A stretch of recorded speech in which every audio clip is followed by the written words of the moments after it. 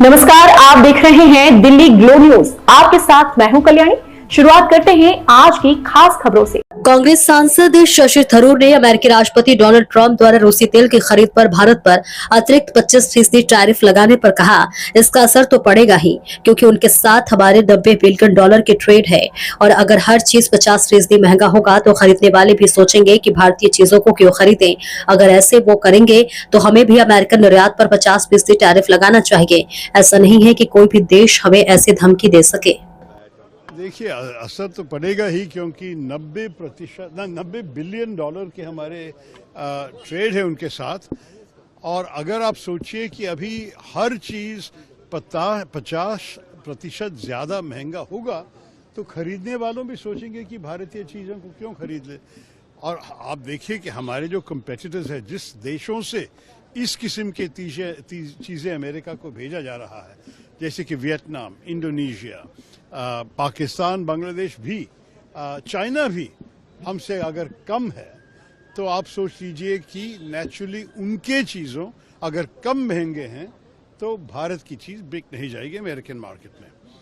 दूसरी चीज़ जो अन्याय है, ये जो एक्स्ट्रा 25% जो ऐड किया, जो ट्रंप ने कल बताया था, ये है क्योंकि हम रशिया से पेट्रोलियम प्रोडक्ट्स, नेचुरल गैस और ऑयल खरीद रहे हैं, लेकिन चाइना हमसे करीब डबल रशिया से खरीद रहे हैं और उनको 90 दिन दिया गया है, हमें सिर्फ 3 हफ्ते दिया गया है।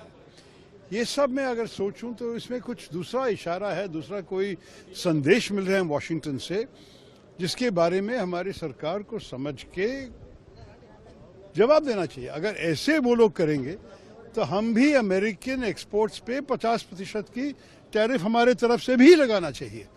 ये नहीं है कि कोई भी किसी और देश में बैठ के हमको ऐसे धमकी दे सके, ये तो बिल्कुल मानना तैयार नहीं है। और मेरे ख्याल में हर भारतवासी कहेंगे कि इस विषय पे हम सब एक हैं। आपको महत्वपूर्ण बात कहा कि 50% भारत को भी रेसिप्रोकल टैरिफ लगाना चाहिए। रेसिप्रोकल तो उनका ही लफ्ज है, वो खुद कह रहे हैं कि रेसिप्रोकल है। हम जब उनके ऊपर नहीं दे रहे हैं, मेरे ख्याल में हमारे जो टैरिफ्स है जिसके खिलाफ ट्रंप साहब शिकायत कर रहा है, हमारे तो एवरेज टैरिफ्स अमेरिकन गुड्स पे 17% है। तो अगर आप सोचेंगे कि 17% के बदला वो लोग 50 कर रहे हैं, तो हम क्यों 17 पे रुके? हम भी 50 तक कर सकते हैं। मैं नहीं चाहता हूं कि हम अननेसेसरी झगड़े में जाए। ये तो एक बहुत अच्छा रिश्ता था और मेरे ख्याल में स्ट्रेटेजिक पार्टनरशिप की बातें भी हुई हैं। क्वाड में हम एक साथ हैं, I2U2 में हम एक साथ हैं। बहुत सारे वर्किंग ग्रुप्स के भीतर AI पे, डिफेंस पे, कई विषय पे चर्चा अभी भी चल रही है।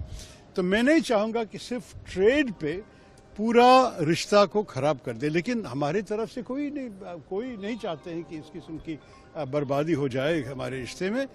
उनके तरफ से ये आया है तो उनको पूछना पड़ेगा, क्या do they not value our relationship? क्या भारत उनके लिए अगर महत्वपूर्ण नहीं है तो वो हमारे लिए क्यों महत्वपूर्ण होगा?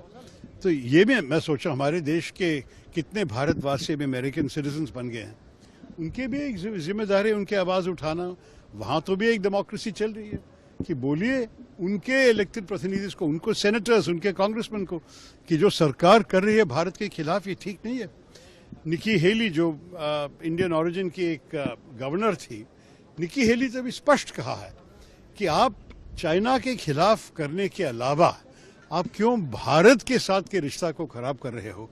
मेरे ख्याल में इसी संदेश सारे इन्फ्लुएंशियल भारतवासी देने चाहिए। ये है मेरे नाम। इंडिया को भी अपना टैरिफ बढ़ा देना चाहिए। क्या आप मानते हैं इंडिया को भी अपना टैरिफ बढ़ा देना चाहिए? अगर वो लोग इसको ये अगले 3 हफ्ते में बदला नहीं और अगर 50% असलियत में हुआ, तो मेरे ख्याल में हम भी 50 उन पे लगाना चाहिए उसी वक्त, उधर तक नहीं।